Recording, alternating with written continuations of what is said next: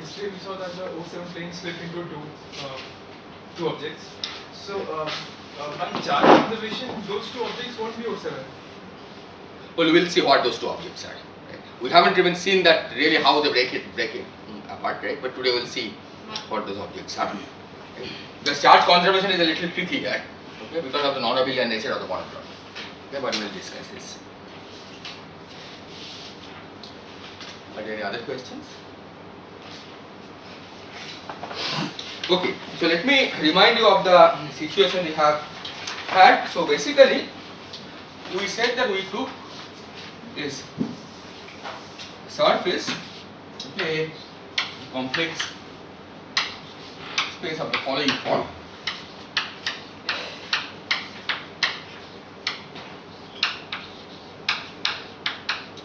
Where this was a polynomial of degree 8. This was a polynomial of degree 12.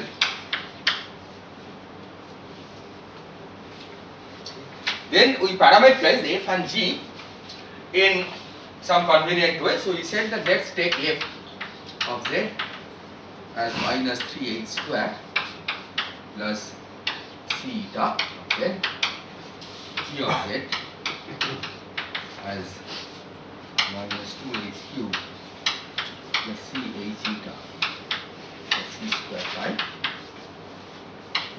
Where eta is of degree 8, chi is of degree 12, and h is of degree 4.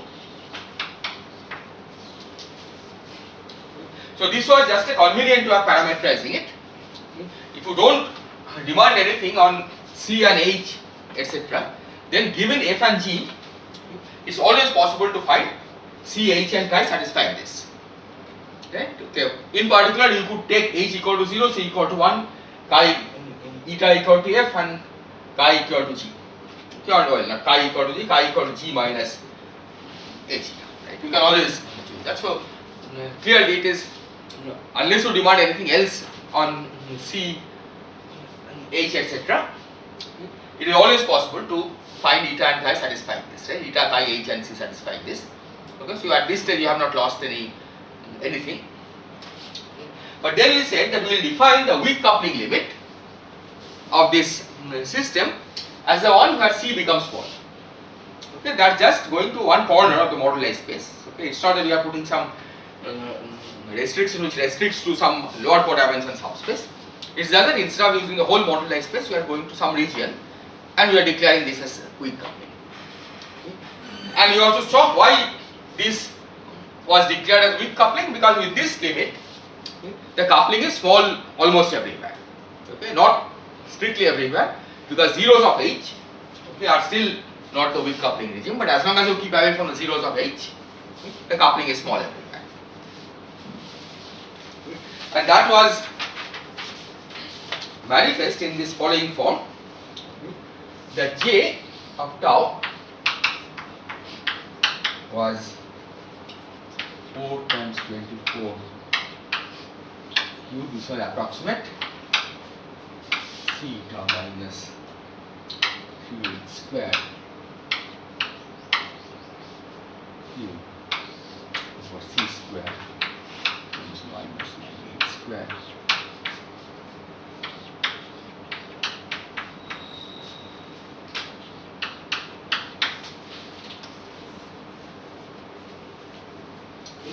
And the precise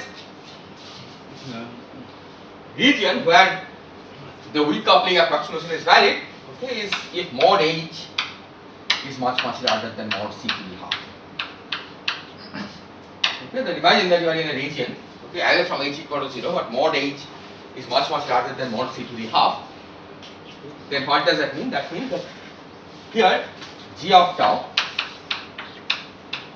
approximately, we can ignore this c eta term, okay, because eta is a function of order 1.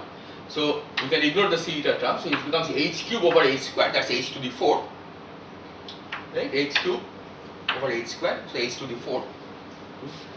Mod h to the 4 will be much larger than mod c square, So that means the numerator will be much larger than c square, which is the denominator. Numerator is mod c square, denominator is c square. Numerator is much larger than mod c square, denominator is c square. So this ratio already is much larger than 1. And then this may become small in some region where it's even larger. Okay. So as long as you are in this region, we are in the weak coupling region. Okay. But once you go close to h equal to 0, which means mod h of order c to the half or less, then this approximation breaks down. Okay. Then you don't have weak coupling regime anymore. And then even this formula will break down. So given this, okay, we identified the singular points where something where j blows up, okay, or at least the delta becomes 0. So the singular points or the zeros of delta, let me make it more specific. Zeros of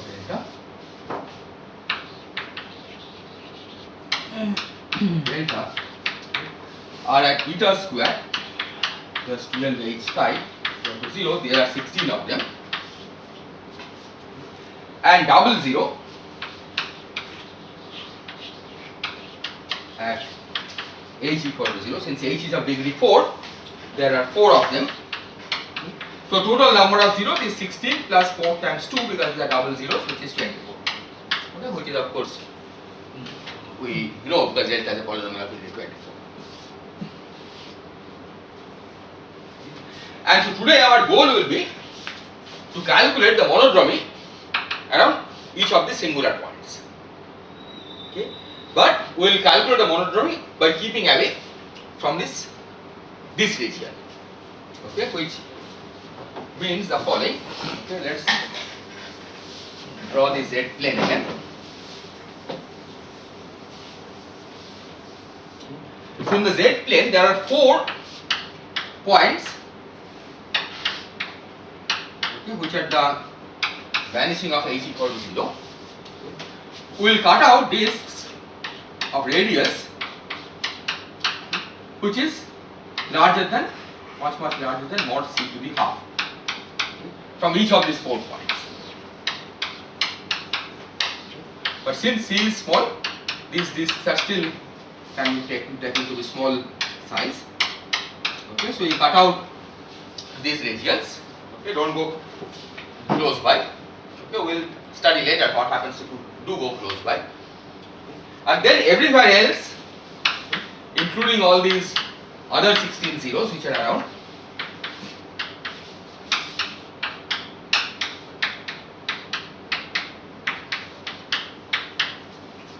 everywhere else we are in the weak coupling regime. Okay, which means tau 2, we choose tau 2 to be large everywhere else. Okay, outside these 4 discs. Is this clear? Okay, because outside these 4 discs, g of tau is always large. Okay, because of the smallness of c.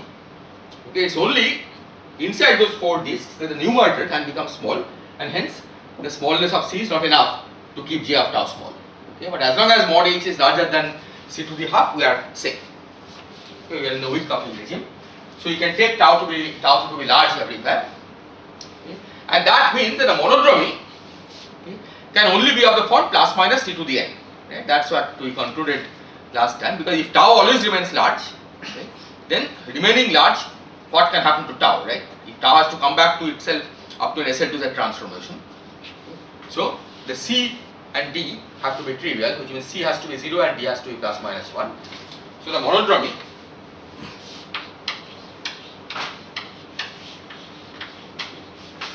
is plus minus t to the n.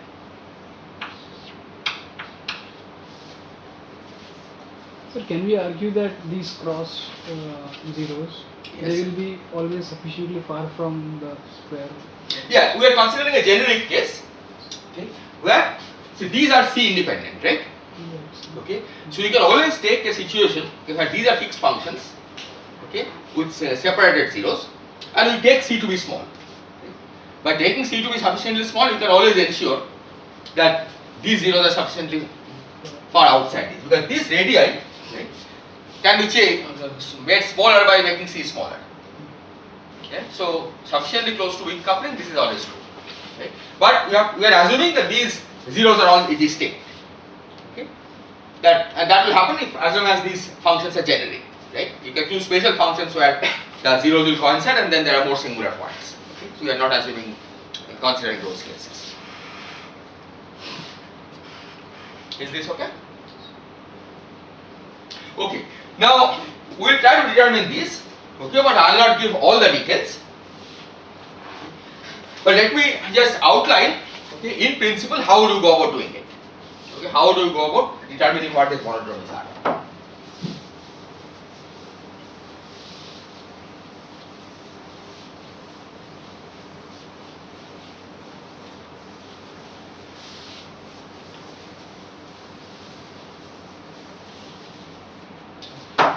So these are easy to determine. Okay, if you use the coordinate system W that we have been using. Okay, if you use W equal to W plus 1 is equal to W plus tau. This is a flat coordinate system on the torus. Okay. Then tau goes to A tau plus B over C tau plus D. Okay, is accompanied by a corresponding transformation of W, which is W over C tau plus D.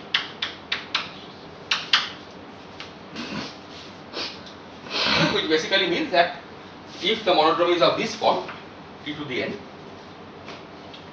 then W is not affected. W comes back to the original value. Okay. Now in this case, of course, we don't have the analog of W. Okay. What we have is the analog of x and y. Right? Because we are not using the W coordinate system. Right? We have created in the W coordinate system by using the x and y coordinate system with a constraint. Okay. Nevertheless, in principle, we know the relationship between W and the xy. Right? Because we wrote down dW, okay, as dx over y. Right? So you integrating that, we can find W as a function of x and y. Okay. So the idea is that we have to check that as you go in the z plane around one of these points, okay, we have to keep satisfying the equations, the constant equation y square equal to this, well, which I have erased, y square equal to x cube plus fx, f times x plus g. Okay. You keep satisfying the constant equation and you see what happens to y and x as you are moving around on the base. Okay. That way you can figure out what the monodromy is. Okay. Y and x will get transformed, okay, to something. Okay. You see what it gets transformed to, compare with what you have here. Okay. And the tau transformation will already determine A, B, C, D up to the overall sign. Right? Because the minus 1, okay, minus identity doesn't act on tau. Okay? That's the reason why you have to look at W in the first place. Right? Otherwise, you could just have done it with tau. But we can, in principle, follow what happens to the torus coordinates and distinguish between whether the monodromy is t to the n or minus t to the n. Okay? Whether it's that n, okay, we will figure out just by looking at the tau transformation, okay, which is easier to figure out. But in principle, you can also distinguish between plus and minus, okay, by seeing how W transforms. Okay, in fact, after all, this is the way we determined it when all the d-branes, the 4 d-branes are on top of the orientifold plane, right? If you remember how we determined it, right? We took 4 d-branes on top of the orientifold plane, okay, or in the F theory language, okay, there's 24 zeros, we grouped into 4 zeros of order 6, and then we saw that as z goes around z naught, okay, around one of these singularities, y comes back to minus y. Right? Nothing happens to tau because tau is constant, y comes back to minus y, and that's how we concluded this actually has SL to Z transformation minus 1 minus 1. Okay, so you have to basically generalize it, but for general monodrome you have to keep in mind that the transformation will be of this kind. Okay, if the monodrome is more general. Okay, in the present case, okay, of course it's not the case. Okay, the monodrome is of this kind, so W will either go to W or to minus W. Okay, and you can carefully keep track of what's happening there to determine what the monodrome is. Okay. But what I'll do is to focus on determining this n, okay, for these various kinds of singularities. Okay. Plus or minus we can figure out. Okay. And I'll also give an indirect argument to arrive at the final result. Okay, so first let's take out one of the zeros. Okay, this is simple. So near one of these zeros, these are simple poles in the denominator of J. J had this general structure, these poles represent a simple zero in the denominator. So near Z equal to Zi, so I will call this by Zi, where I runs from 1 to 16. J of tau of Z goes as some constant over Z minus Zi.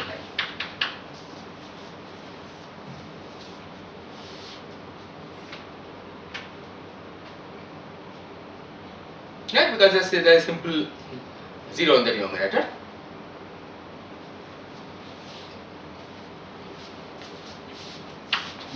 This means that near Z equal to Zi, okay, see when you are trying to calculate the monodromy, you can calculate the monodromy here or you can calculate the monodromy here. Okay, as long as you are not crossing a singularity, the monodromy should be the same. Okay, so you can calculate it close to the origin. Okay. Close to the origin, we see that G of tau is large. Okay, so tau is close to I infinity. Okay, in fact, tau is close to I infinity everywhere. Okay, in the way we have taken this limit, but in particular near this, tau is close to I infinity. So you can use the fact that G of tau can be approximated by e to the 2 pi I tau. So minus 2 pi I tau. Near tau equal to I infinity.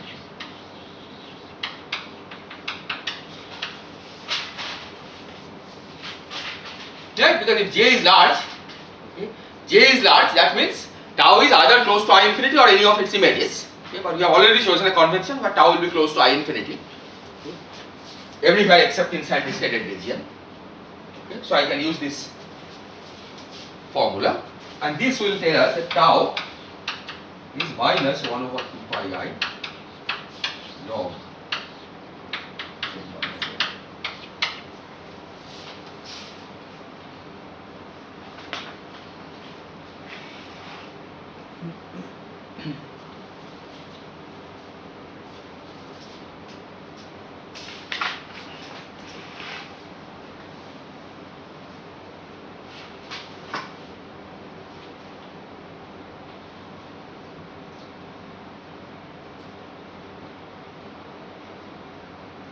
Plus, yeah, I'm trying to. That will be 1 by Z minus Oh, Z. 1 by Z minus Z. Yeah, that's right. Okay, thanks. This charge must be. Yeah, exactly. Because it's log of 1 minus Z, 1 over Z minus Z, that's minus log Z minus Z. So what do you Pardon? take? Oh, plus log A, but that's Okay. subnetting. You got this expression for J by approximating these thetas in the definition of J for Exactly. Okay. Or we just use this formula that I wrote down. The J goes as 1 over Q near Q equal to 0, right? Where Q is equal to 2 pi I tau. Okay, this was one of the formula for Z, J.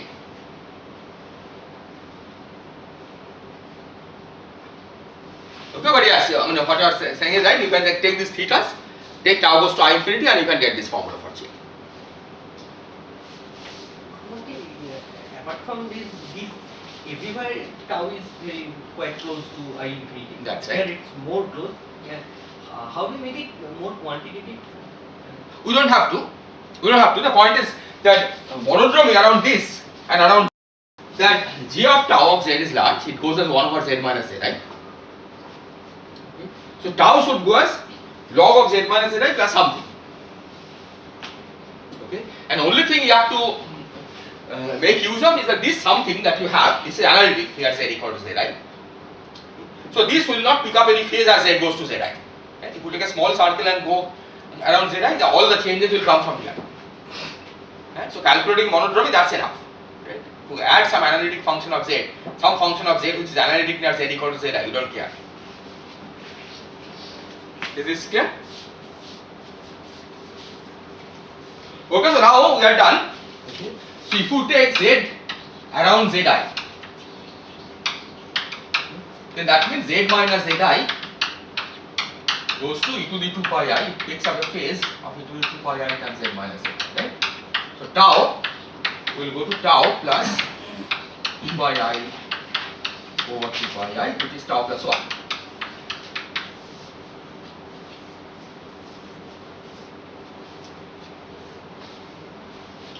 So that shows that the monodromy around these is t plus minus t. Okay, as I said, plus or minus we can determine by carefully looking at what's happening to the y and x coordinates.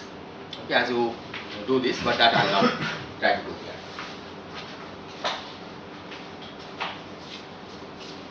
So this monodromy around each of these points is t. Okay, as you go anti-clockwise around these points.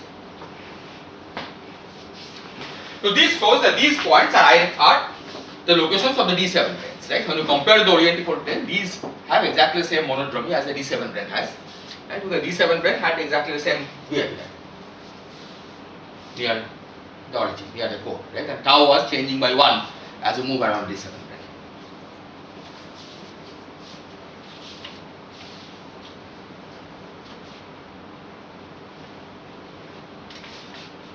Is this clear?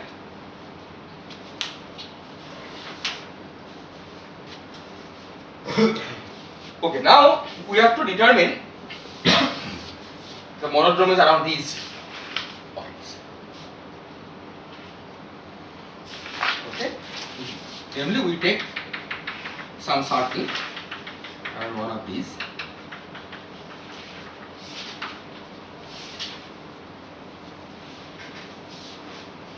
And see what's happening. Is this point clear?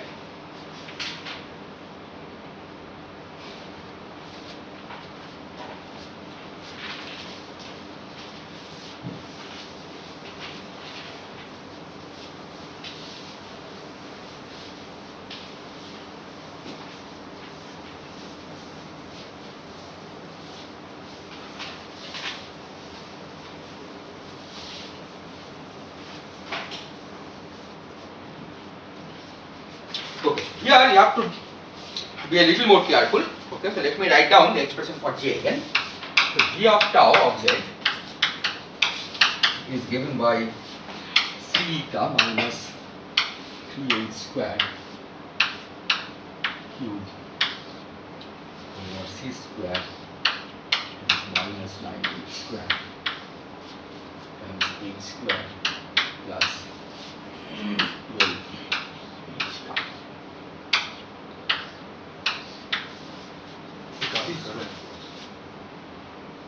Sorry, something is wrong here. C square plus 12h. This was C squared, Sorry, eta. eta square, right? Not h. Right. So it can't be argued without doing calculation that the monodromy outside everything is trivial. Yeah, so you could do that, And right? that is 4 times. Yeah, in fact, you could also, I mean, you don't have to take the monodromy and everything. You can go to a regime where, say, one of these and 6 of these are, or 4 of these are grouped together. For that, you had already calculated a monodromy, that is minus 1. Right? Orientifold planes where 6 things grouped together. So from that you can figure out, but we will do it directly and then check. Okay, so here what we do is that we take this contour to be outside this, that means we take mod h to be much larger than mod c to the half. Okay? So in the numerator we can approximate this, we can drop this theta term and we can write this as 27 minus 27 h to the, so h square cube, so h to the 6 over minus 9h square c square times theta square plus 12h prime. So this is 3h to the 4 over c square theta square plus 12h.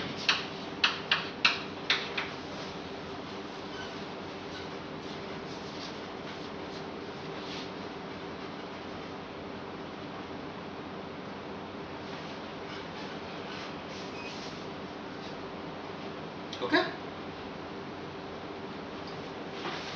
So suppose W naught or say Wi is a 0 of x. There are 4 of them. I equal to 1 to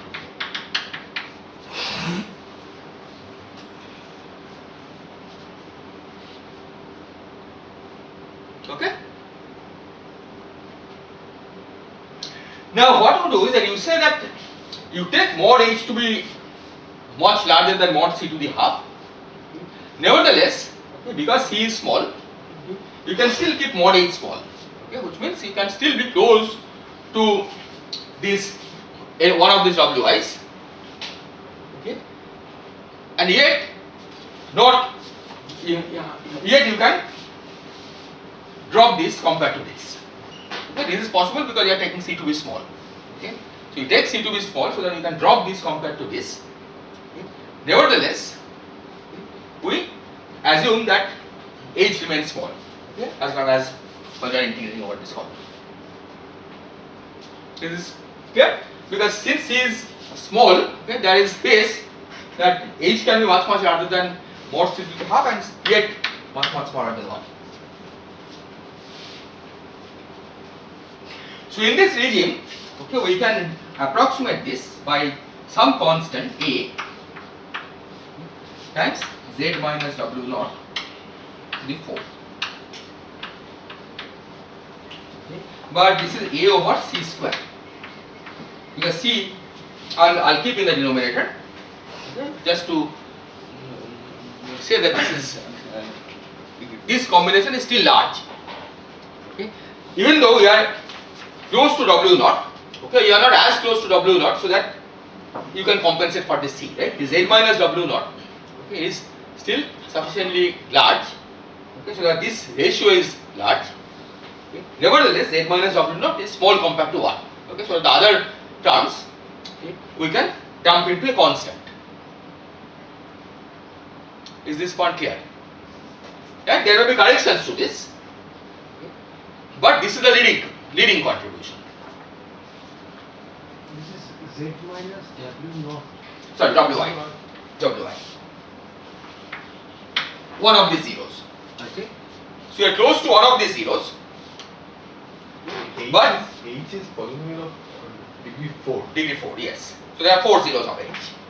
Oh, and you're looking close to only one of the Close to zeros one of them. and that fourth power of Exactly. The fourth, Exactly. So the point is, this is, Oh. we are looking close to one of these, right? So the other zeros are not relevant, right?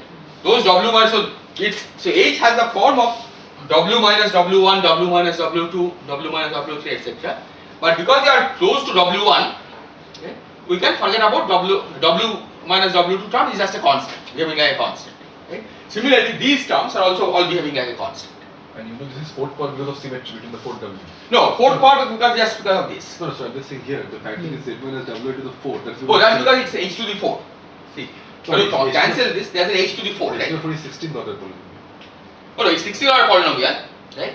But only there is only one Z minus W1 to the 4, right? And then there will be Z minus W2 to the 4. That's what I'm saying. The symmetry tells you it's fourth power in each Wi. Yeah, well, you don't have to symmetry because H after all is Z minus W1 times Z minus W2, right? Because we are assuming that the zeros are all distinct, right? Z minus W4. So when you raise to H to fourth part, right? This is what we will get. Right? You get a Z minus Wi to the 4 because if you are close to Wi. Okay? All the others you can dump into a constant. Okay? And then there are corrections to it, okay, which are higher order in Z minus Wi. We are still outside this disk. Yes, we are still outside these disks, okay, but we are close to this in the sense that this distance is still smaller than 1, much smaller than 1. Okay, that's why we can dump all of these others, okay, for all the analytic terms, right? We can set Z equal to Wi, okay, because Z is close to Wi, right? So only the part which varies rapidly, right, we have to keep, right? Here you cannot set Z equal to Wi. Right? If you set Z equal to Wi here, it will give 0, right? And that's of course not true because there are once Z becomes too close to Wi, right? Within this distance, then this approximation breaks down. Okay, because I assume that this can be ignored compared to this. Okay.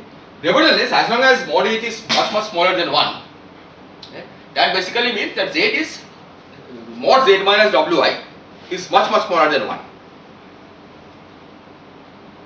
Okay, because you are close to Wi, and hence the dependence on the other, all the Z dependence that comes from here, in these factors you can just set Z equal to W1 or Wi.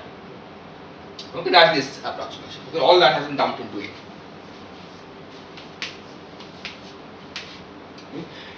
But this is still large.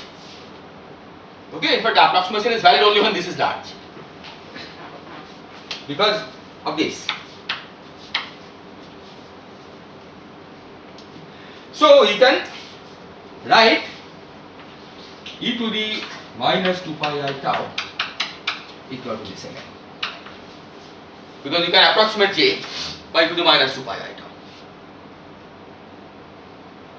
Sir, why is it large? Can you Because you are taking mod h to be much larger than mod c to the half, right? So this ratio you can see is h to the 4 over c square, right? So if mod h is much larger than c to the half, right, this goes as mod c to the mod c square. This is much larger than mod c square, right? So this ratio is much larger than Yes. right? That's why it's large, and hence it's e to the minus 2 pi, right? It's visible from this picture, right? Because you have taken this radius, inside this radius you cannot take tau to be large approximation, but outside this we can take tau to be large, right? That's how we drew these headed regions. Okay? So you are working here. Okay? Nevertheless, okay, this circle is sufficiently small so that the dependence coming from the others can be ignored. Okay? That's the whole point. So now we are in business. So this now we take log. Okay?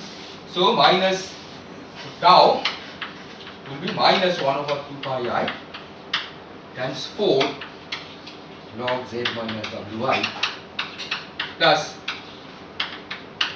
non-singular terms. Okay. And now you see that as Z goes around Wi, tau goes to tau minus 4 as Z minus Wi goes to utility by I.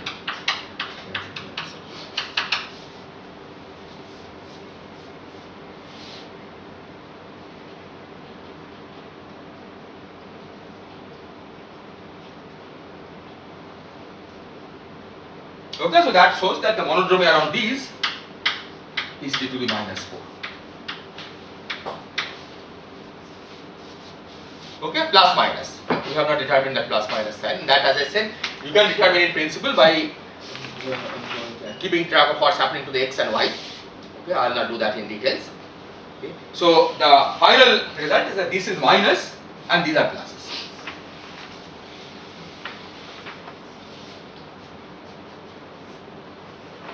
Okay, this is also consistent with the fact that if you take one of these and 4 of these, okay, then the monodromy becomes minus 1, which is exactly what we had seen when 4 deviants are on top of our indifferent plane.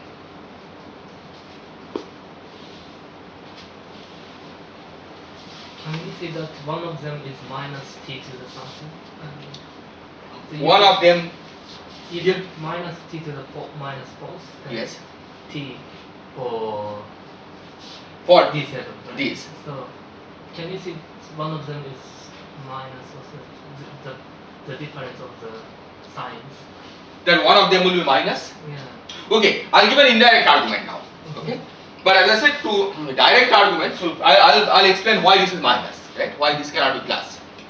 Okay, but if you want to do a more detailed analysis, you have to basically keep track of what's happening to x and y around each of these, right? And that will tell you whether it's plus or minus. Okay, but let me give the indirect argument. But this is isn't this implemented by t to the minus 4 just tau goes to tau minus 4 or minus t to minus 4? Well, both implement tau goes to tau minus 4. That's why looking at tau, you will not be able to determine whether it's t to the minus 4 or minus t to the minus 4. Right? Just like by looking at tau, you will not be able to determine whether it's t or minus t. Okay? So minus 1 acts trivially on tau. Okay, so determine whether it's plus or minus. Right? For that, you need to study the action on x and y. Okay, which I have not done, but in principle you can do it. Okay, so what I have done is I have written the answer. Okay, and I will give an argument as to why, for example, this cannot be t to the minus 4.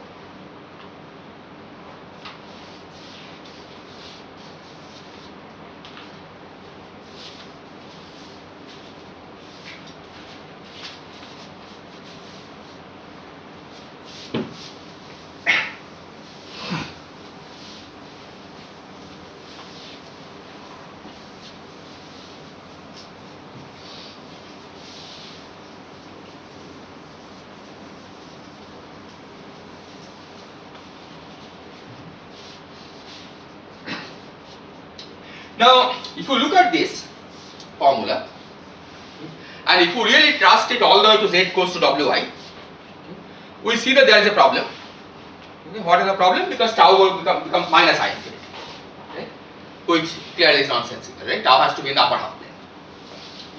We also know that if we take the full F theory answer, g of tau being given by that ratio of polynomials, then there is no such issue, right? Because g of tau takes some complex value, and for that you can find a representative of tau in the upper half plane, right? Or inside the fundamental domain. Okay, so this is an artifact of the approximation that we have made, right? So you shouldn't trust this for z close to w. It is still good enough to calculate the monodromy around these dotted curves, okay, because these dotted curves lie far outside of those problematic regions. Okay. But you know that inside this, okay, that is not trusted. Okay. And the correct answer is provided by the full F theory answer, okay, g of tau being given by that formula. Now, from the point of view of the full F theory answer, there is really no intrinsic difference between the various zeros that we have. Okay. Delta has 24 zeros, and all those 24 zeros in some sense would be equivalent. Okay. The fact that some of the zeros look different from the others, okay, is an artifact of the weak coupling limit. Okay. Because if you didn't take the C goes to 0 limit, right, then there will be no double zero in the denominator. Right? In the generic situation, all are single zeros, okay, and you could calculate the monodromy around each of those, okay, by going close to them, okay, and you would conclude that the monodromy is given by T. Well, not quite. It should be given by some T or some of its SL2Z conjugate, okay, because near the core, delta is going to 0. Right? That's the definition of the singularities. Right? Delta is going to 0. When delta is going to 0, g of tau is blowing up. So you know that tau is either going to e to the 2 pi I, going to I infinity, or one of its images. Okay. Then the monodromy can be calculated simply by SL2Z transformation of the original, the I infinity answer, which will be a conjugate of T by an SL2Z transformation. Is this clear? So this means that whatever you are saying, whatever you are denoting by these squares, right, these orientifold singularities, orientifold planes, okay, actually is represented by two crosses close by. Okay, and if you had calculated the monodromy on any one of them, it would have been MT M inverse, okay, for some M in SL2Z. Similarly, if you calculate the monodromy around one of them on the other one, this will be N T N inverse for some other element M in SL2Z.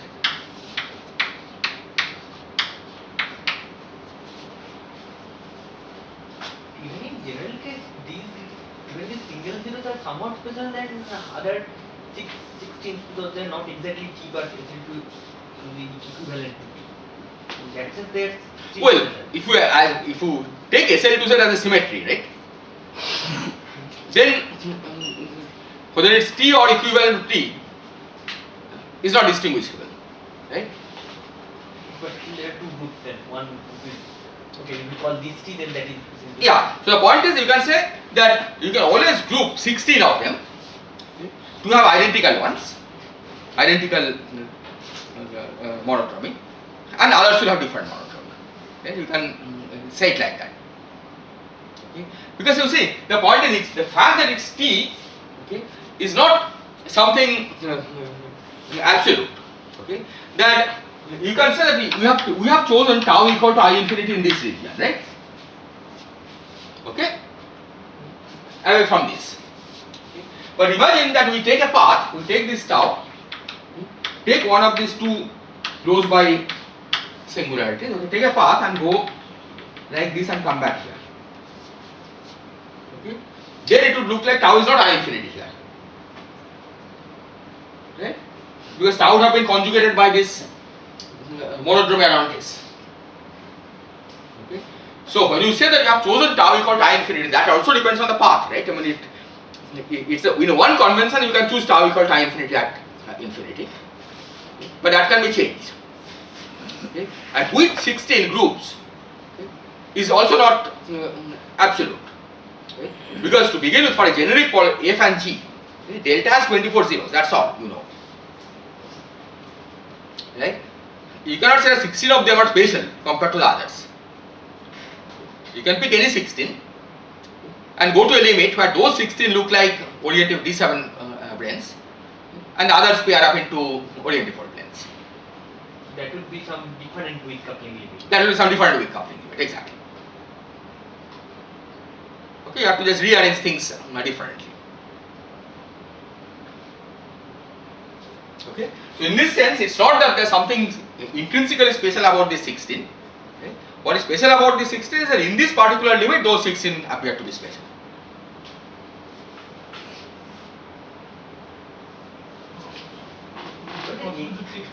Other limits in which, like here it's basically 4 were singled out. Yes, Because we are not taking monodromies in between them. exactly. Before, no, not 4. I think 8 at each. 8 are singular, but they are paired up, right? So yeah, so 8 paired up into 4. Exactly. And that's only because we are not going in between them. Yeah. Now, in general, is it possible to always find a limit in which some arbitrary number are? No, not arbitrary numbers, right? But you may be able to do something analogous, right, in other groupings. The reason that you have chosen this is because you wanted to compare with what you see in orientative folds, right? This orientative fold has a perturbative description, and that's how you chose to look at this particular limit. Right? You can try to look for other kinds of weak coupling limits, right, in which the pairings are different, but those will not have orientative fold description. But there is some analogous description. You could try to find, right? You cannot do anything, anything that you like, right? But you can manipulate things to do things which are different from what you have done here. Okay, where there is still a weak coupling regime is in much of the base, right? And maybe in some regions there is strong coupling.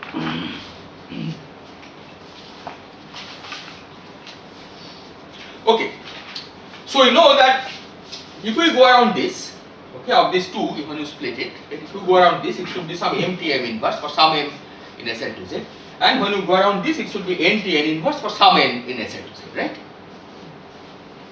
But you also know that their product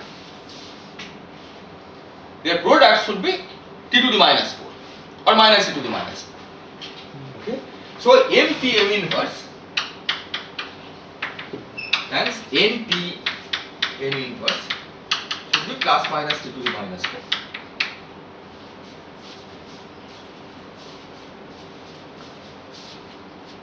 Okay, and now you can ask, what are the most general solutions to this? Okay, this in fact, in a completely different context, okay, this appears in the solution to N equal to 2 supersymmetric SU to Gauge theory by Seiberg and Witten. Okay, mathematically the problem was identical. Okay, you have two SL to Z transformations whose product is given. Okay. And the general solution to this is the following: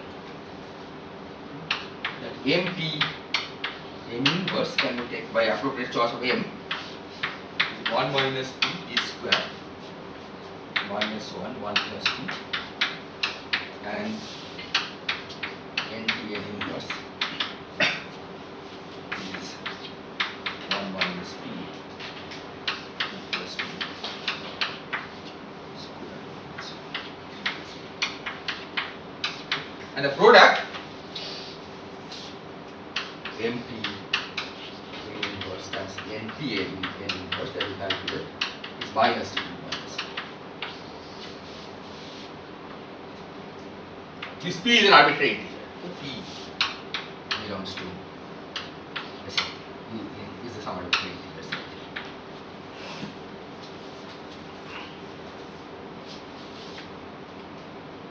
Okay, so this is an indirect way to see that the product has to be minus T to the minus 4. Okay, there is no solution for M and N for these holds with plus sign.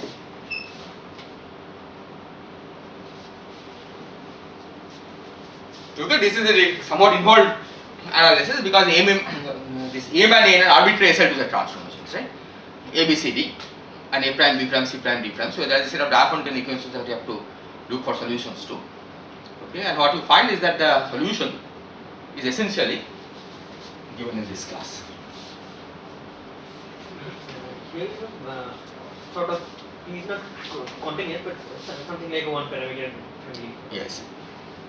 How many equations? I mean, don't we have too many variables and not that much? But the point is, these have to be integers. That Okay, that fixes the structure.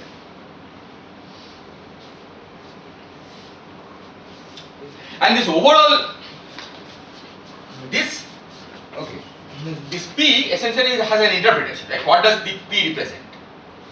P represents the fact that if you take this, okay, suppose you have gotten for some solution for this equation, right?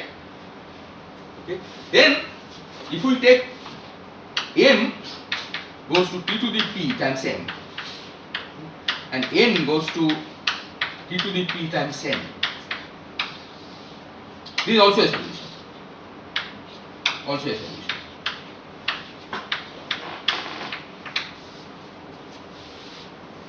Why? Because this will be T to the P times T to the minus P, that cancels this T to the P here. Okay. So it will just conjugate this whole thing by T to the P times this thing times T to the minus P. Okay. But T to the minus 4 of course commutes with T. Right? So conjugating T to the minus 4 with T to the P doesn't change the result. So if M and N are solutions, then T to the Pm and T to the Pn will also solve this equation. Okay, and that freedom is essentially this P that is applied here. So NK N inverse must have determined 1, right? NK N inverse must also be less than 2. Yes. So, but then P is 0, this is not, this is sign. So when P is 0, this is 3 and plus. Yes, it's 4. 3 and Is it minus 1 minus P? 4. Or minus 3 plus P? No, there is some minus. Oh, sorry, doesn't matter. No, there is a minus sign somewhere. Okay, let's see if this is okay. That is fine because it's minus 1 minus 1 when P is 0, the diagonal. P is 0, yeah. But here, Here, it's 3 and it's- plus 4. Okay, so 1, 4, minus 1, 3. Yeah, so I think there is a minus sign which I have missed somewhere. Oh, okay. I'll check. Okay, what But we NK inverse has to be essential. Yeah, it has to be SL to Z, of course. Okay, so just check sign here.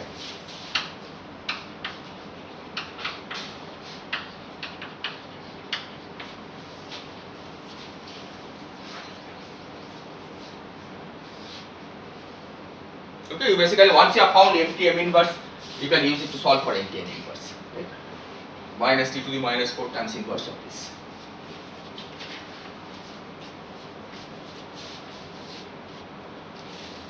Trace is also not matching. Trace is not matching between. The trace This of is okay, yeah. So this is okay. I think this must be minus 1 plus P. Then the trace will match, right? No, minus 1 minus P. Yeah, I think this is probably minus 1 minus P. Because then the trace will be 2. Right? And then the determinant will be that problem will not be there, right? Yeah. So I think this is probably minus 1 minus P, which I have made a mistake in copying.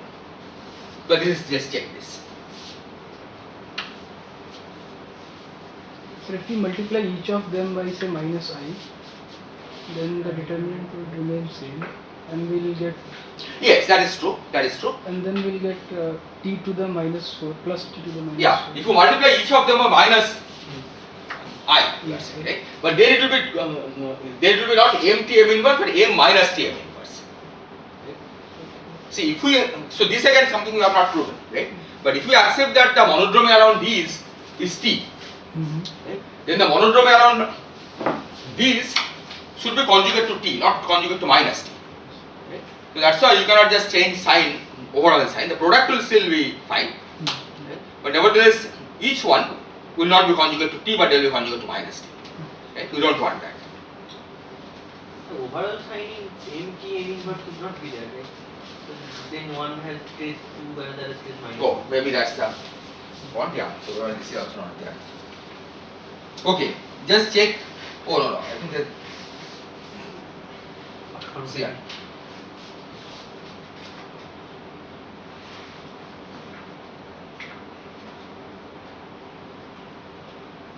I know. This one I know what, at least I copied it wrong. There is an overall minus sign here. Okay, but there is something more which has to happen. Anyway, you can just check this. Okay, it's not a big problem. You just fix the signs. So I'll leave it as an exercise.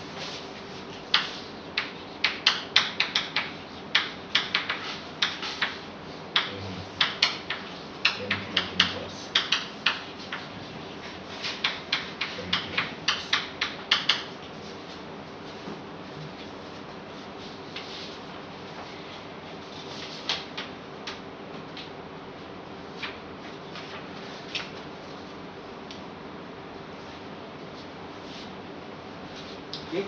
And so this is what one means by saying that the orient dipole actually splits into two objects. Okay. But it is not that the charges will add up. Okay. Charges don't add up because it's not abelian, right? What you need is that the product of these should become minus t to the minus 4. Right? If you had tried an abelian version of this, okay, it's impossible to add up t and t, okay, take product of t with t to get t to the minus 4, right? But because it's non-abelian, because the monodromy is non-abelian, right? These are SLTZ monodromies, right? Individually, each of them is conjugate to t. Okay? Nevertheless, the product is t to the minus 4, right? Or minus t to the minus 4. Okay. It's empty n inverse then n and not as the opposite way, that is decided by the direction of the loop. Or Yes, you pick some direction. Okay? So you take this whole contour as something like you start from here, go like this, then go like this. Right? That's equivalent to having a contour around the whole. so if I take it the opposite way, it should just differ by a minus. No, if you take it the opposite way, you have to make sure that, see, if you first go around this and then around this, right, then you have also conjugated m. Okay, so that's why when there is non-abelian nature, right, you have to be very careful about what you are going around first and what you are going around second. Okay? It's not abelian, right? So because if you start from, suppose you have a monodromy around this, which is something, right? But now suppose you decided that you will first go around some other pole, come back here and then go around this and then undo this. That monodromy will be quite different. Yes. Okay. So to compare paths, right, you have to be very careful about what you are encircling first, okay, followed by what. I'm just saying in this description, if I just change the direction of the loop in this previous this thing. If you change everything, Yeah, then here it would just correspond to changing n and m, right? you have to put it in the opposite direction. Yes. Yes. That should just give a minus sign. Yeah, that should probably give you t to the minus 4, t to the plus 4, Yeah. because you are going in anti-clockwise direction.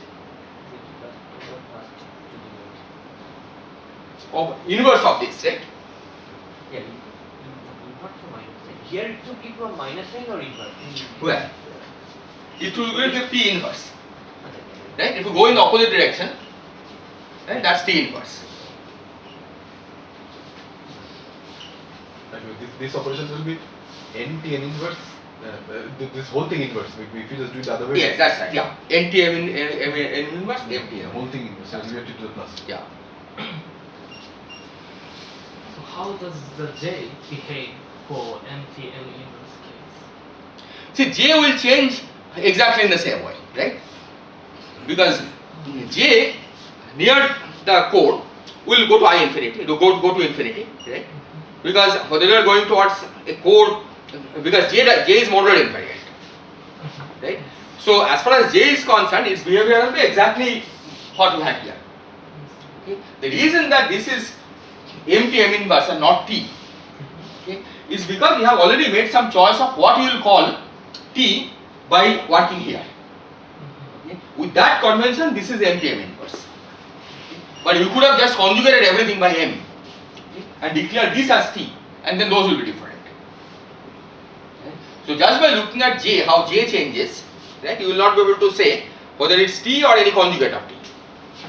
Right? J will have a single pole around each of these, and it will change accordingly as you go around the code.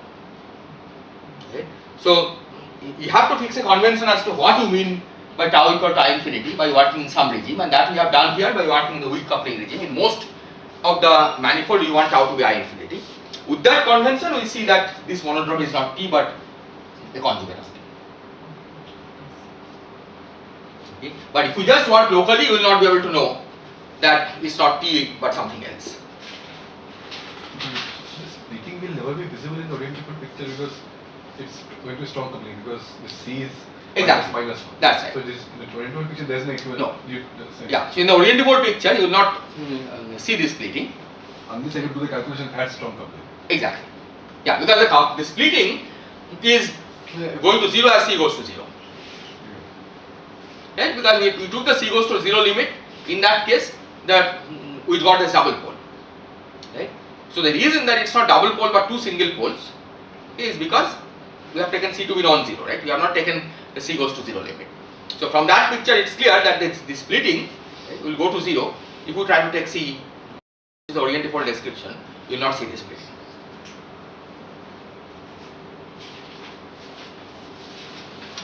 Again, this has an analog in this Seiberg-Witten, right? In the n equal to 2 super-Yang-Mills theory, if you just naively think of there being a massless vector field, that at some point in the moduli space where the Higgs expectation value is 0, the vector field is supposed to become massless. Right? That's like a single point, the origin of the Higgs moduli space where the vector field is massless. But what Seiberg and Witten showed is that this, in the full non-perturbative description, this actually gets replaced by two singularities. There are no massless vectors in either of them. Here there is a massless hypermultiplet, here there is another massless hypermultiplet. So this splitting, mathematically this is identical to what's happening here. The orientifold description is like the perturbative description of n equal to 2 supersymmetric Yang-Mills theory, where we expect that at the origin of the Higgs moduli space, there is enhanced gauge symmetry, W plus and W minus are becoming massless. But what really happens non-perturbatively is that instead of having a single point at the origin, you have a pair of points. Here one monopole is becoming massless, here a diamond is becoming massless. Okay, they are in hypermultiplet. So as a mathematical, the problem is identical to what's happening here. Is there a physical reason that similar mathematics occurs? Oh, there is a physical reason. Okay, that's not visible here. That if you take some probe 3 brane in this background, okay, then the theory on that probe 3 brane turns out to be exactly Seiberg-Witten theory. Supersymmetry breaks by half because Exactly. Yeah, because you are putting another 3 brane on probe 3 brane, right? A set of probe 3 branes, and that is the reason that's the way you can explain why this F theory background is actually captured in the Seiberg-Witten result.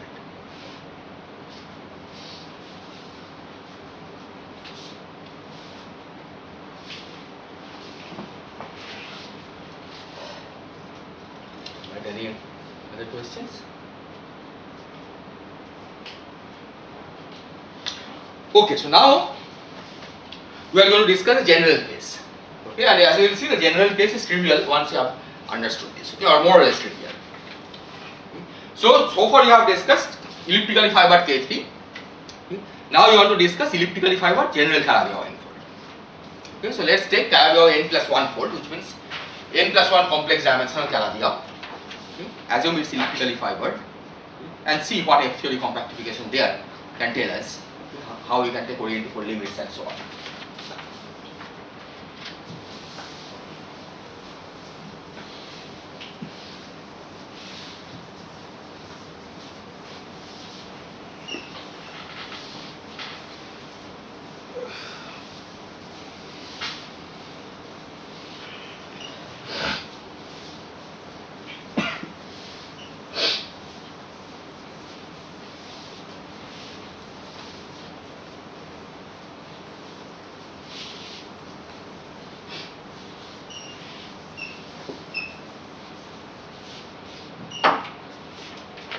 So F theory on elliptical fibered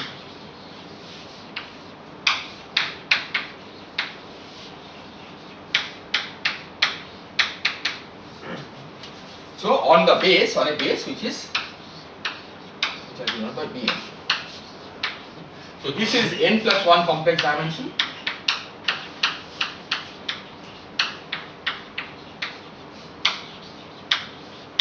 This is n complex dimension.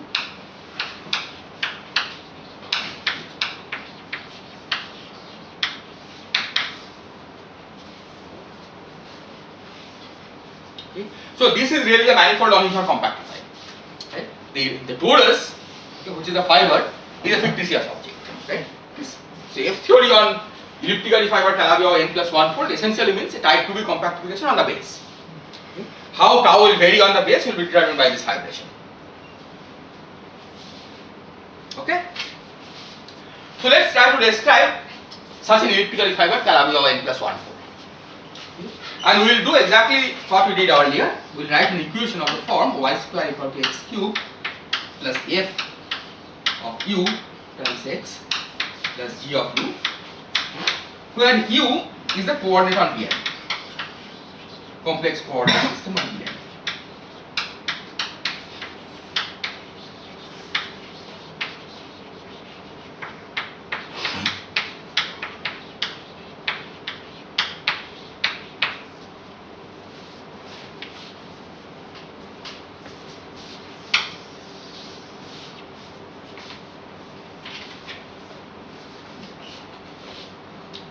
Now, one possibility is that we will take f and g to be functions on the base. Okay? Then this will obviously describe the elliptically fibered manifold. Okay, Calabi-Yau we don't know. So we have to understand the Calabi-Yau condition later. But if you take f and g to be some functions on the base, then for every point in the base is describing a torus, right?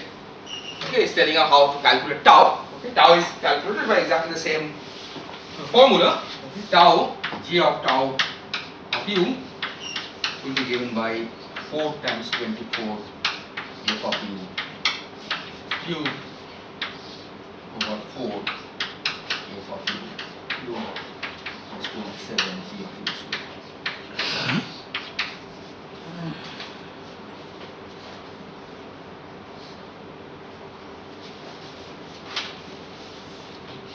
So, but it turns out that this is too restrictive. Okay, we don't want f and g to be functions on the base. Okay. Functions mean that they have to be single valued, right? Function on the base means that they are single valued of scalars on the base. Okay, it turns out that is not necessary. So, a general situation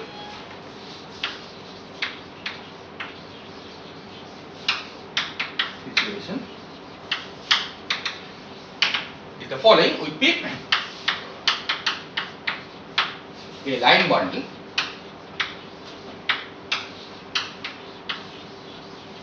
on Bn, line bundle L. Oh, I should say that all of these are holomorphic. Okay, we want these to vary holomorphically.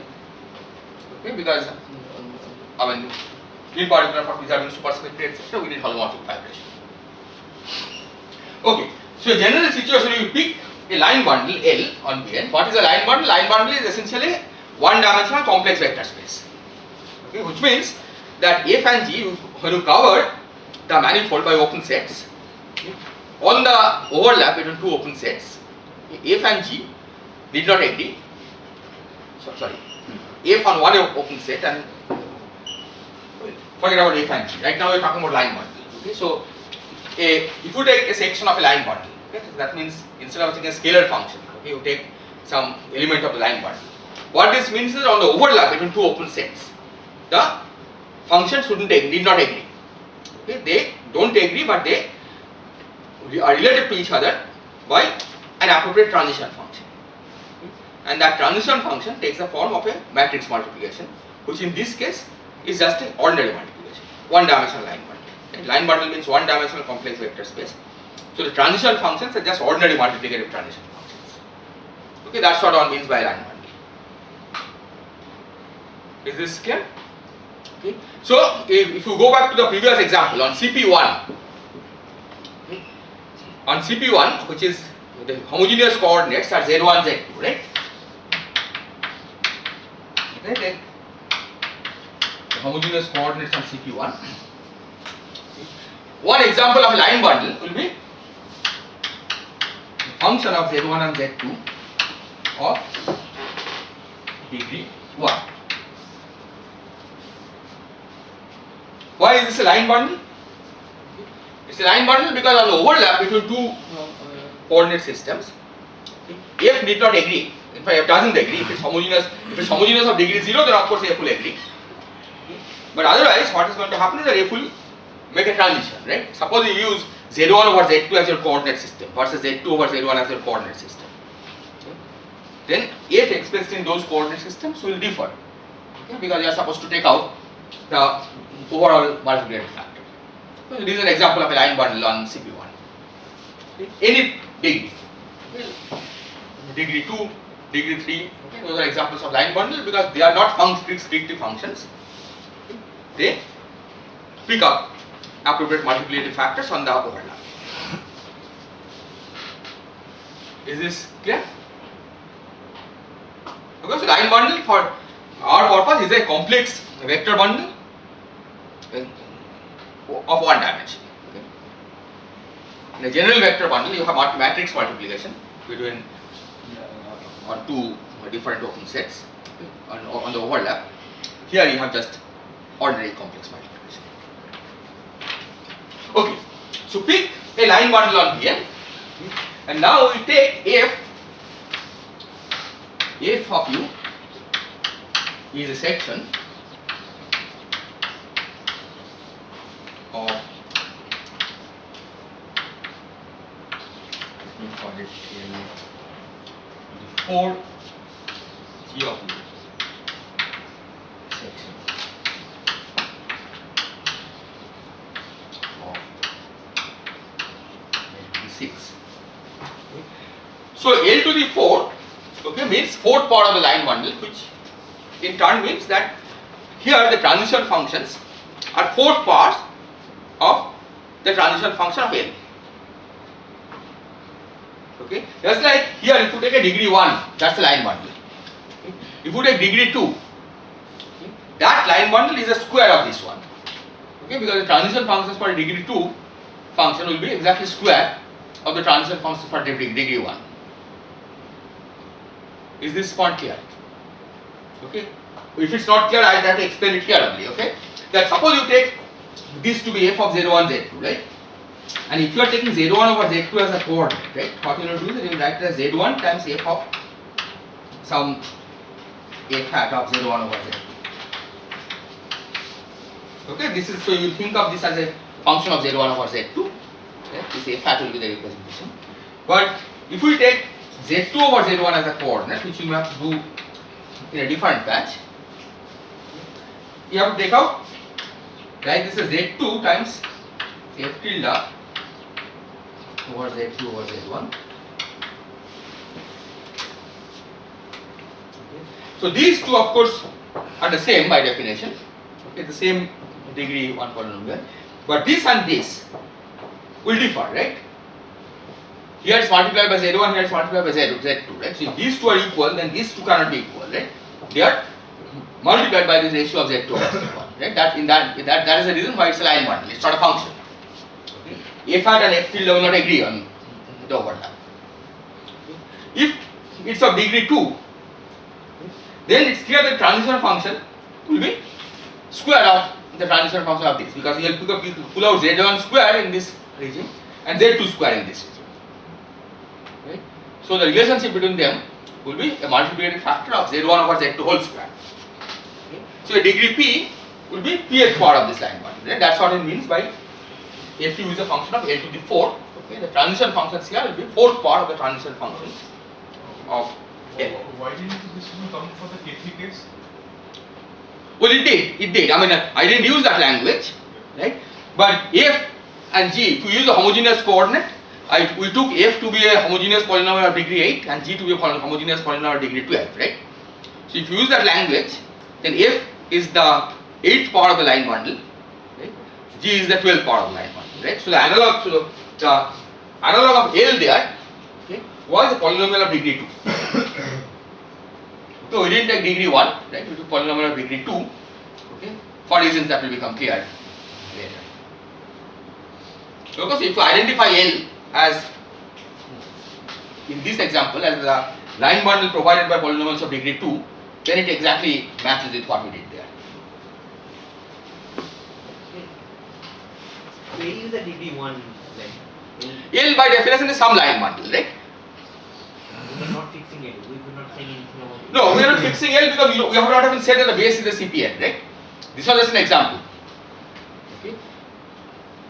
I am saying if we want to make connection with what we did there, okay, then the analog of L will be polynomials of degree 2.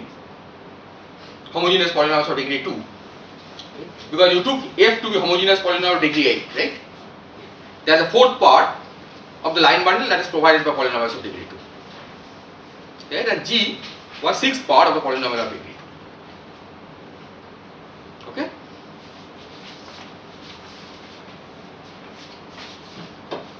Okay.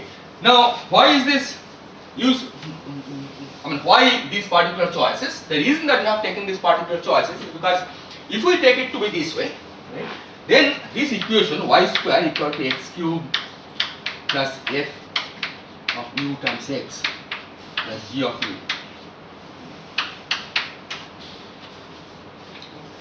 Here we can interpret y as an element of L to the 6, L to the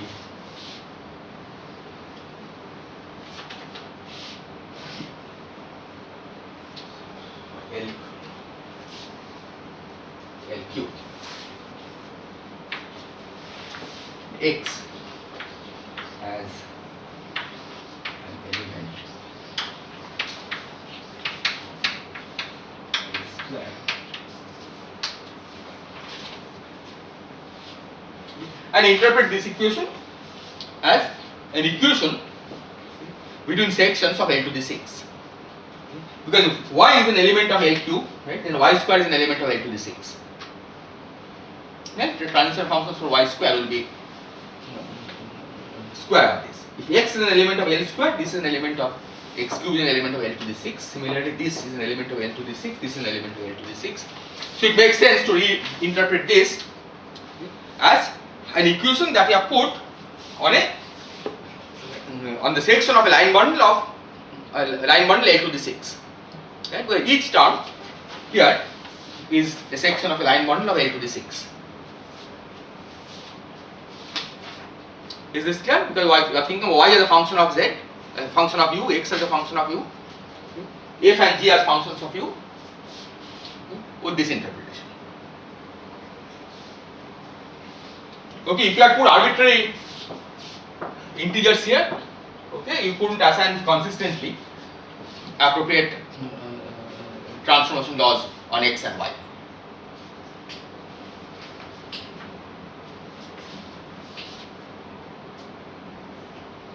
Now, of course, you can call this 8 and 12 and multiply everything, right? But that is just that can be undone by saying L square will be clear as L, right? We have not said what L is so far. Right? L is some line bundle, and there are minimal integers that you can work with. L can depend on B.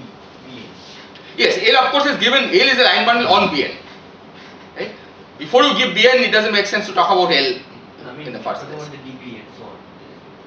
The degree of L that can depend on which Bn I have chosen. No, the L by itself has no degree, right? L is some line bundle, right? How do you define the degree of a line bundle? Using the wrong word. Yes. So if you are a CPN, right, then a polynomial of degree 1 you can declare as L, right?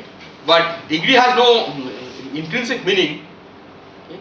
Other than if it's a CPN, of course you can say it's a polynomial of that degree. Okay? But we are not assuming that Bn is CPN or anything, right? So Bn is a general manifold. So L is some line bundle. Okay? There is of course something which characterizes it, which I am going to discuss. But at this stage L is some line bundle and we are treating y, x, f and g to be sections of some power of that line bundle. Okay? And it's a consistent equation because all of these have the same power. Okay? Otherwise, it doesn't make sense to equate this with this. Coordinate patch will not be satisfied in the next coordinate patch, right? But if it's the whole thing is 0 in one coordinate patch, it will be 0 in other coordinate. This 4 and 6 are chosen, so there are no fractional powers. Exactly. Yeah. Because fractional powers of L in general is not defined. Right? Because yeah, I mean if you put L to the 1/3, then that's still defined because you have to worry about what the phase is, right? Or L to the half. Because we only want integer powers.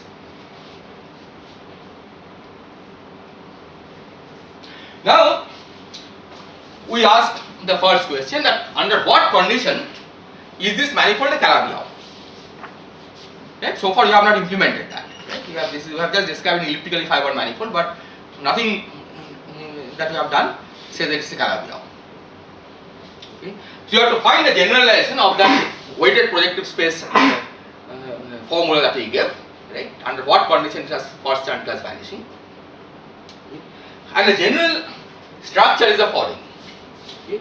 So take the base Bn. Okay? Bn has a certain chant class. Okay?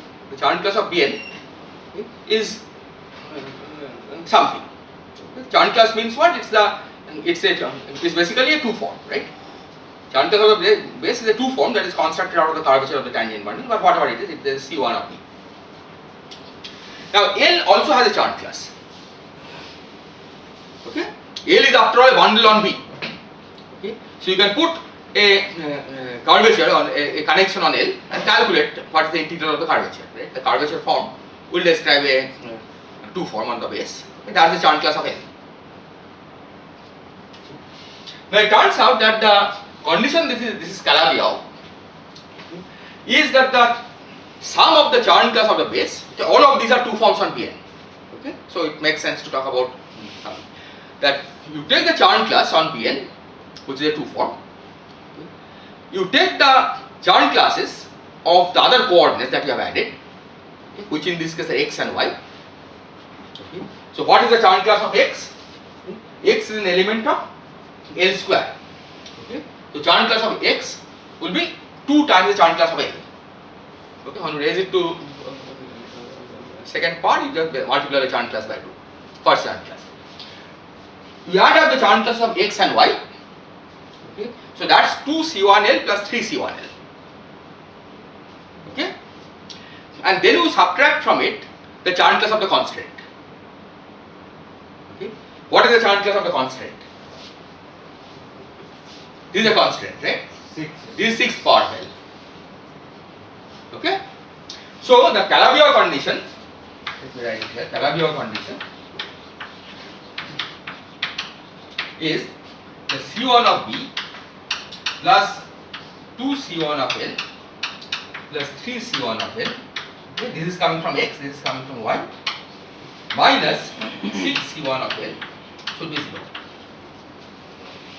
When you say C1 of B, you mean the tangent bundle of B? Yes, C1 of the tangent bundle of B.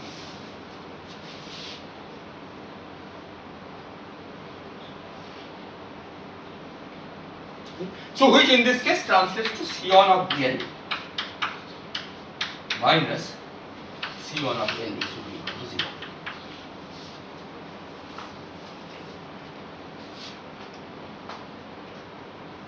So this is the generalization of the analysis that we had done for K3, right? We analyze when is it K3, okay, and we had this formula for weighted projective space, but this is the more general formula. Okay, that formula can be recovered as a special case of this. This was 2 minus 2. Yes, basically, I mean, C1 of L, if you think of the elementary object as first order polynomial, right? Then C1 of L, okay, was square of that, right? So the L itself was the degree 2 polynomial, and C1 of B, if you calculate, it's also Subsequent of that was 2. yeah, exactly. So it was 2 minus 2, which gave okay. So now, in fact, we are more or less done. Okay, now we have got the structure, and we want to understand now, okay, how to take a limit of f and g. Okay, right now f and g are general elements of L to the 4 and L to the 6. Okay. Now you want to know, see how to take a limit of this where it looks like an orientifold. Okay, and we play exactly the same game. Okay. So the orientifold limit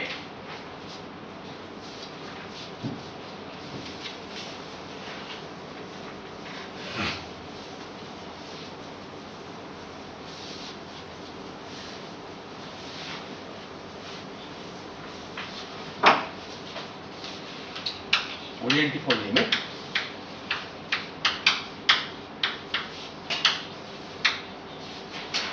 this basically requires that we parameterize f and g in certain way, okay, and it's the same parameterizing that we'll be choosing. So f will take to be minus 3h square plus c eta, g as minus 2h cube plus ch eta plus c square phi. The only difference is that earlier we have talked about, we have described eta and phi and h as certain polynomials of in Z, right? Now we will describe these as certain sections of a line bundle. One thing, this equation doesn't it mean that A is same as tangent bundle of Bn, or it can? No, not necessarily, because in fact as a vector bundle, right? The tangent bundle is not a line bundle, right? That depends on the dimension of Bn, right? So certainly there is a, it doesn't identify A with Bn. Right? The Charn classes are just two forms, ordinary two forms on the base. Right? So it makes sense to require this. So if Bn was one complex dimensional, then as was in last case, CP1. Yes, then we could try to make this identification more precise, but in general, no. That's right. So what exactly is h square and h cube? It's a tensor power. I'm telling, yeah, no, I'm telling you what h square and h cube are. Okay.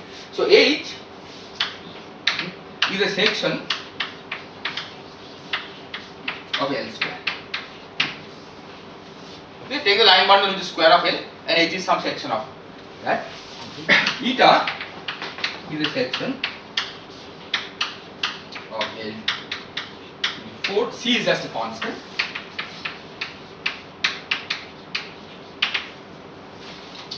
And chi is a section of L to the 6.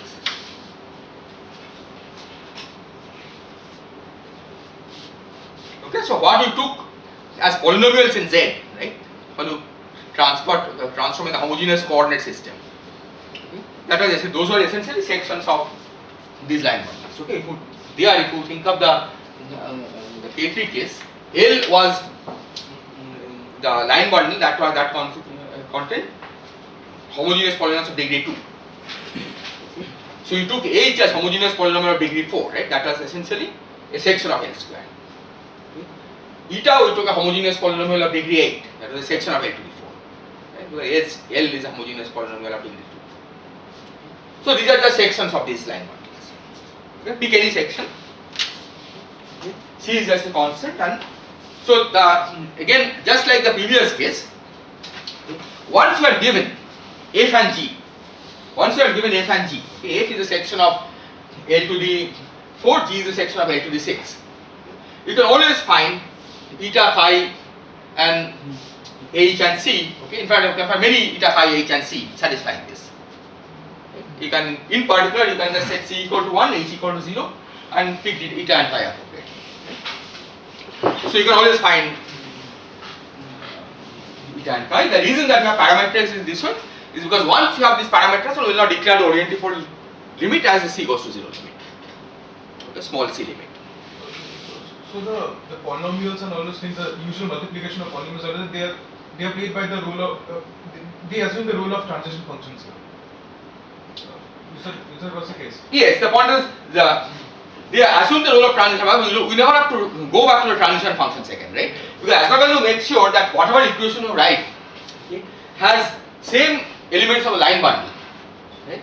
It makes sense. I mean, if once you are satisfied in one coordinate chart, right, on the overlap it will automatically be satisfied. So this is like a more coordinate invariant way of doing it. Exactly. Yeah, this is more. You don't have to choose coordinates. You just it is valid in any coordinate system.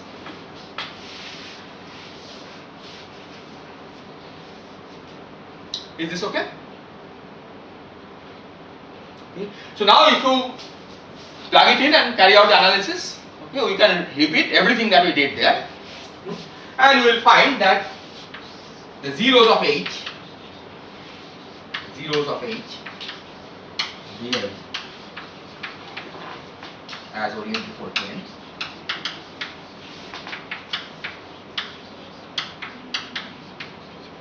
And the zeros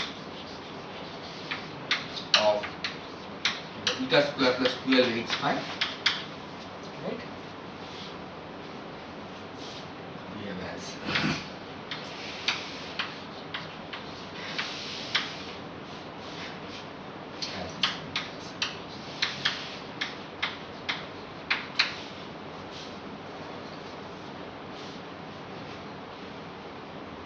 the only difference from the previous case is that zeros of H, right? H is a complex, is a section of a line bundle, right? Some line bundle. So, 0 of H is a codimension 2 subspace, right? One complex equation in multiple variables, right? So, it's a codimension 2, real codimension 2. So, that means that it not only extends in the non-compact direction, of course, it extends in the non-compact direction, but it also extends in part of the base. Is that point clear? Right? The base has many coordinates, right? It's not two-dimensional anymore, right? So if you put an equation, one complex equation on the base, then that describes a subspace, okay, which extends in the base, okay, in along a codimension 2 subspace, and it extends in the non-compact directions. So these surfaces, okay, also wrap some part of the base. Okay, it's not totally extending in the non-compact dimension. Okay. I mean, that's of course impossible, right? Because you don't have 7 non-compact dimensions. Okay. So it better be the sum of those 7 are part of the compact space. Okay. But other than that, the interpretation is exactly identical. Okay. Analysis is exactly identical to what we did earlier. Okay. Because those analyses are local, right? Near any 0 of H, you will find that you have a monodromy, which is minus t to the minus 4, okay. And in any 0 of this, you will find a monodromy of t.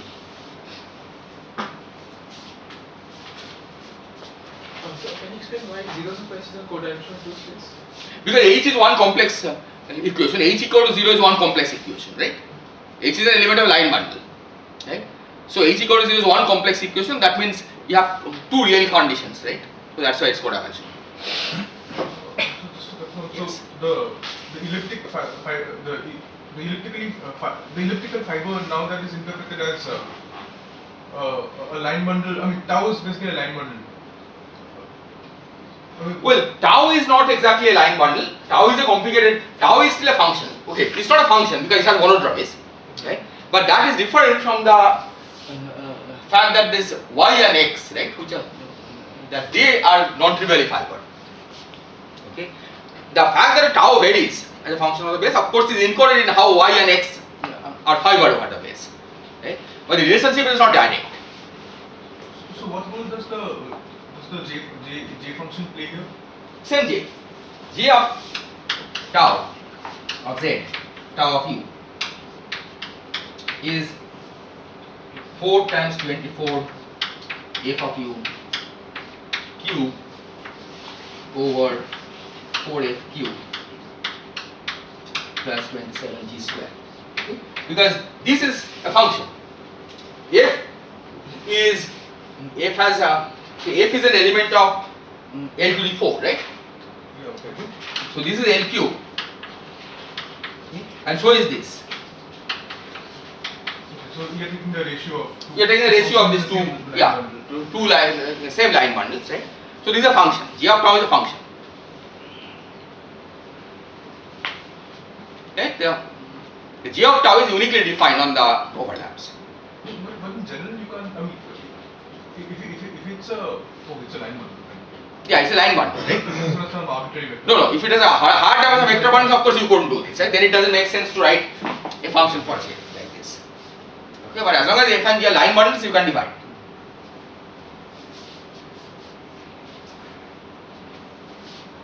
Is this clear? So So now that these D7 brains and orientifold brains are appearing as zeros of some line bundles, so you should think of these as divisors rather. That's right, yes. Okay. Okay, and in the same way that we did this analysis, there are orientifold plane that if you go around the orientifold plane, right? Then besides having this orientifold charge, this T to the -4, you also have a -1 transformation. Okay, the analysis is exactly the same, right? But that part of the analysis doesn't change. And then -1, we reinterpret this as -1 to the F left times omega, right? Because that's the SL2C transformation -1, right? Which you had seen is the transformation -1 to the F left times omega. Okay.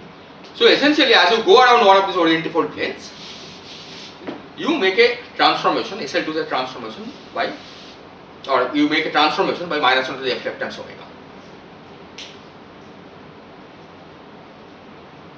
Is this clear?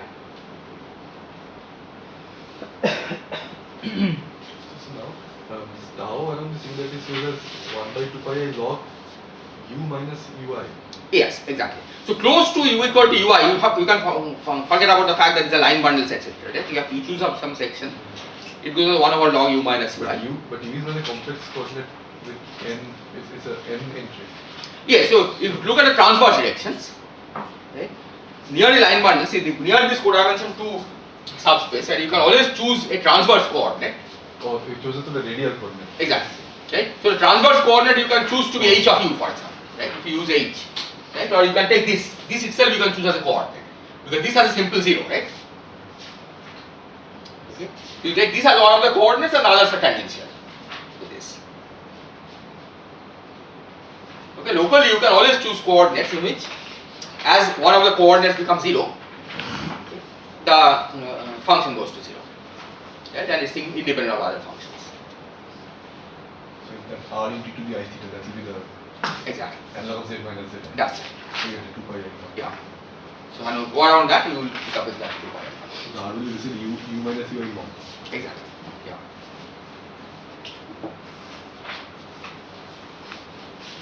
But it's not u minus ui because the The ui is the location of the. ui is not one location, right? It's a family, Yeah. right?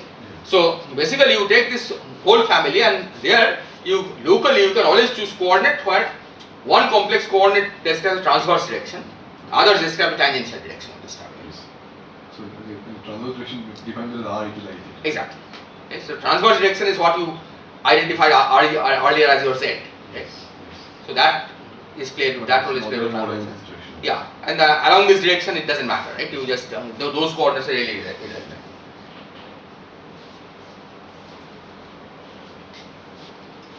Okay, so now I come to the final point, okay, which is that we have seen that this is an orientifold, right? In this limit, it becomes an orientifold. Okay, but what is it an orientifold of? In the case of the sphere, when the base was CP1, okay, we saw that the base had the structure of a tetrahedron. Right? In the appropriate limit, it had the structure of a tetrahedron, and we knew that tetrahedron is T2 mod Z2, right? So it was easy to identify that this is the orientifold that we had constructed earlier, T2 mod Z2. But now we don't know a priori what orientifold we are comparing it with, right? We had said that the monodromy looks like an orientifold, okay? But what is the manifold whose orientifold is this one? Is this question clear?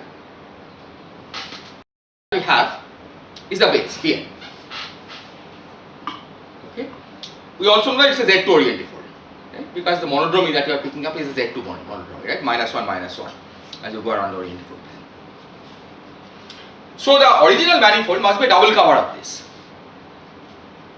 right? Just like T2 was a double cover of the tetrahedron, right? When you took T2 mod Z2, you got a tetrahedron, right? So T2 was a double cover of the tetrahedron. So whatever is the manifold, okay, it must be double covered of the base. Okay. We also know that it's not strictly a double cover because the fixed points shouldn't be covered twice. Right? By definition, fixed points are invariant under the Z transformation. Okay? So those are single points on the original manifold, right? Rest should be doubled. Okay? So looking for a manifold for which every point is occurring twice, every point in the base is occurring twice, except the fixed points, which are the zeros of H, right? Because H of u equal to 0 is the location of the orientifold plane. So except for the zeros of H, every point is occurring twice. Okay. So can we write down a surface which has this property? Okay. Can we write down a manifold, okay, which has this property? Okay. Every point in the base is covered twice except the fixed points of H, the zeros of H.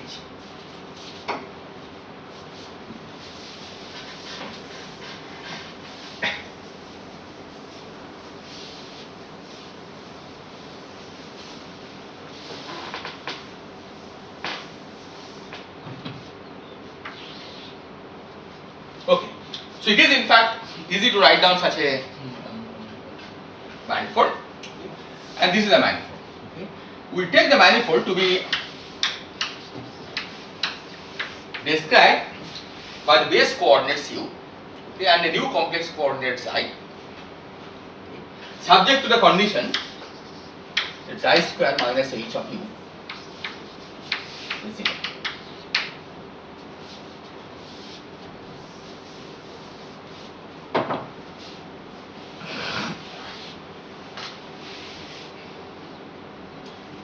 So this manifold has the property that for every point on the base, this new manifold has 2 points, right? Xi and minus xi. Except the points where h of u vanishes, okay, there is a single xi, right? As xi is 0.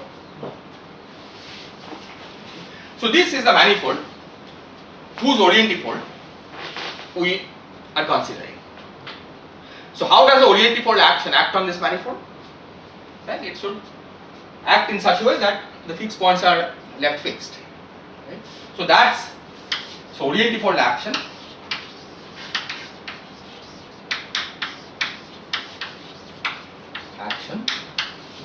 So first of all, you have minus 1 to the f left times omega that we have already seen, because as you go around this, we make this transformation on the internal space. But there is an I2. And what I2 does is that it takes xi u to minus xi.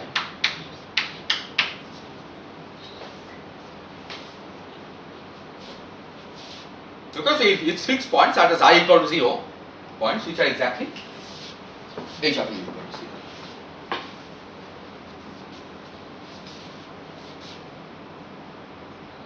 So the idea is that the F theory that we have constructed in an appropriate weak coupling limit can be identified as an orientifold. Okay, but orientifold of what? Orientifold of type 2b compactified on a space like this, and then the orientifold action is this.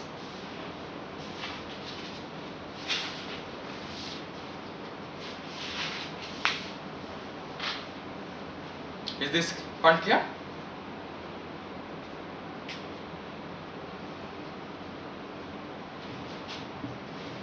So before orientifolding, it was type 2b on this manifold.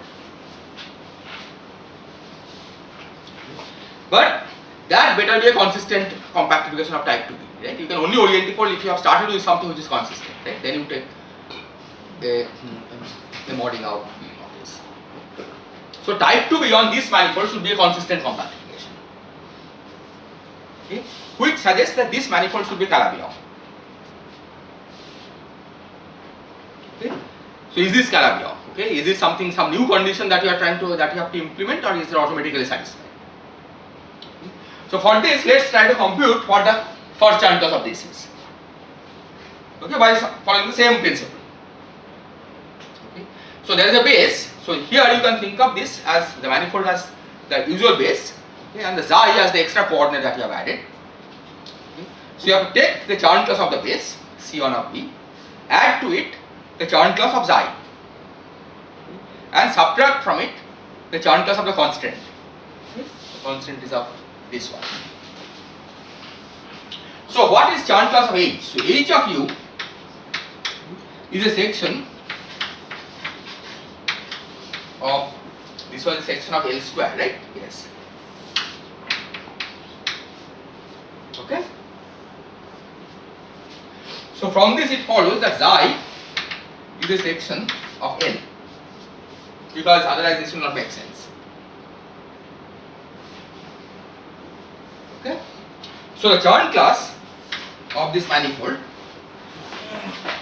let's call it M, will be Chant class of P plus the Chant class of xi, okay, which is C1 of L, minus Chant class of the constant. Right? The constant is an element of L square. Right? Because each of these is an element of L square. So that is 2 C1 of L, which is C1 of P minus C1 of L.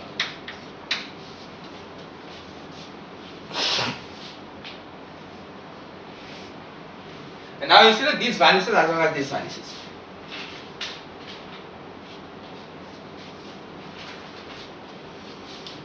So the original manifold was really a Calabi of n plus 1 fold.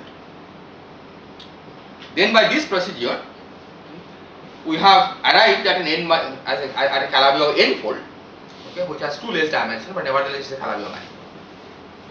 So the idea is that the F theory on the original Calabi of n plus 1 fold is dual to type 2b on this Calabi of n fold, and then you have to take the quotient by this transformation. Okay, these together with minus of the F times omega.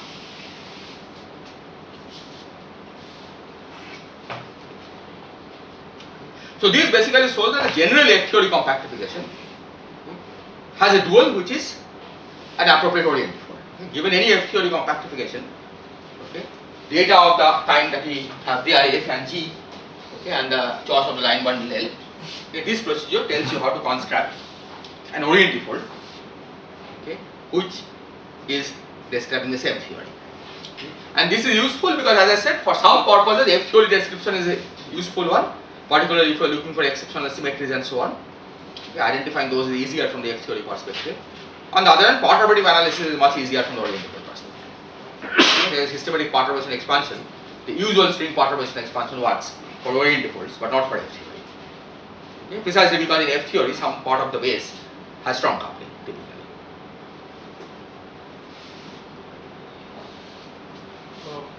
For all manifolds, there is this canonical line bundle given by the volume form. Does the oriented fold corresponding to that special in some way? The oriented fold. Well, the point is not every line bundle will satisfy this, right? Because you cannot use any line bundle to get a Calabi or n plus 1 fold, right? So if you use just the volume line bundle for the volume form, it typically will not satisfy this. It uniquely fixes L, or there are many? No, it need not fix L uniquely, right? Depends on what manifold you have. Given a manifold, given Bn, does it uniquely? It may not. I'm not sure there is any reason why it should uniquely fix L. Okay, in which case you have more possibilities. Okay. Typically, what will happen is if you have L and L prime with the same C1, right? Then L over L prime will have vanishing C1. Okay, but that, I mean, it may not have a global section, right? L over L prime, right? It may not have a global section, so there may not be a complete isomorphism between L and L prime.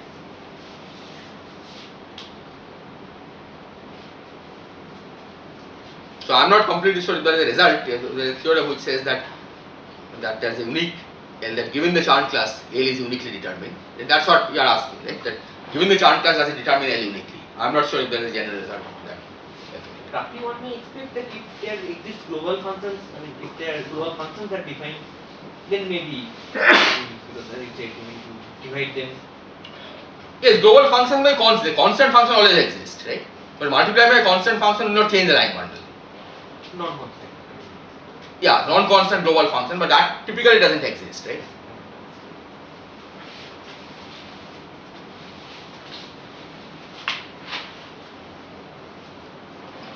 Okay, so next time we'll continue. So basically the idea that because F theory and oriented folds are equivalent description, right? I mean we'll often work with oriented folds, okay, but then whenever one needs, for example, to look for exceptional gauge symmetries, right, or enhanced gauge symmetries, we will go back to the F theory description to look for those features. So here we get back the same condition that we got earlier. Exactly. That's the point. That so as long as the original manifold was Calabi-Yau n plus 1 fold, right? This procedure automatically leads to a Calabi-Yau n fold. Okay, you don't have to put any extra condition.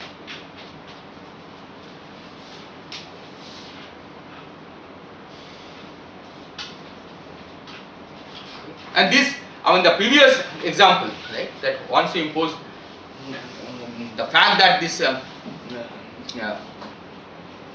tetrahedron was the oriented fold of a torus is a special case of this. Okay? Torus is obviously a Calabi-Yau two-fold, so you started with a Calabi-Yau, torus is a Calabi-Yau one-fold, so you started with K3, right, which is Calabi-Yau two-fold, and you discovered by this procedure that you would have discovered the torus, which of course is not something that you want to do, but you could have done it that way.